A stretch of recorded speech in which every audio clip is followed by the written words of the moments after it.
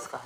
आज आपण मुंबईपासून 190 ते 200 किलोमीटर अंतरावरील आदगाव हा एक बीच आणि त्यापुढे एक दीपस्तंभ आहे ते पाहणार आहोत. जर तुम्ही दिव्याघर बीचवर गेला असाल तर तिथून हे बीच फक्त 10 ते 12 किलोमीटर अंतरावर आहे.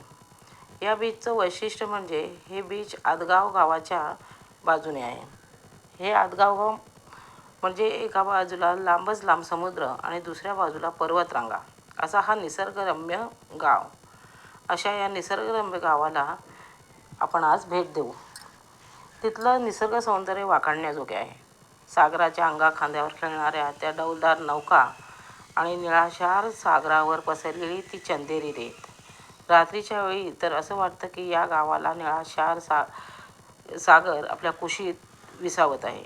तेथील आई कुंभळजा मातेचे मंदिर डोंगरापलीकडे पण समुद्राच्या किनाऱ्यावर आहे. अशी रमणीय ठिकाणे पाहायला कदाचितच मिळतात. इथे सूर्य मावळतीला जाताना खूप रमणीय वाटतं. जसं काय सूर्याचा लालबुंद गोळा समुद्रात विश्रांती घेत आहे. इथे कुंभळजा देवीची पालखी निघते.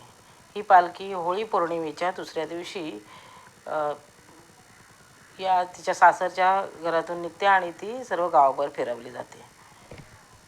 या पालखीमध्ये कुंभळजा, दरवाजकरेण, बोडणकरेण अशा 3 देवी असतात. त्या तिन्ही देवी म्हणजे बहिणी आहेत असं सांगितलं जातं. गावाच्या वेशीवर 7 बायांचं छोटंसं मंदिर आहे. अशा प्रकारचं हे निसर्गरम्य असलेलं आदगाव हे गाव.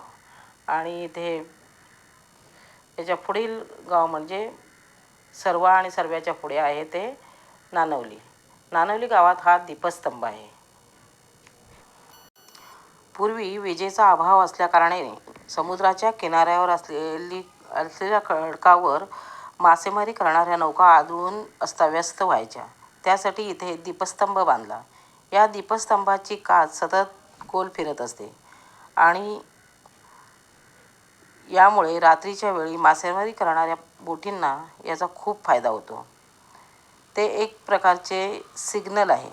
याला बत्ती असे म्हणतात. बत्ती म्हणजे दिवा.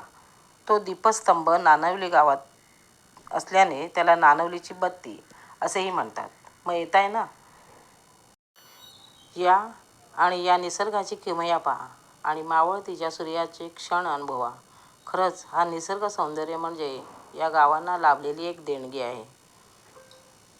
माझा व्हिडिओ आवडला तर नक्की लाईक करा, शेअर करा, सबस्क्राईब करा आणि बेल आयकॉनचं बटन दाबायला विसरू नका, जेणेकरून माझे येणारे नवनवीन व्हिडिओ आपल्यापर्यंत पोहोचू शकतील. आणि या दीपस्तंभाला नक्की भेट द्या. थँक्यू.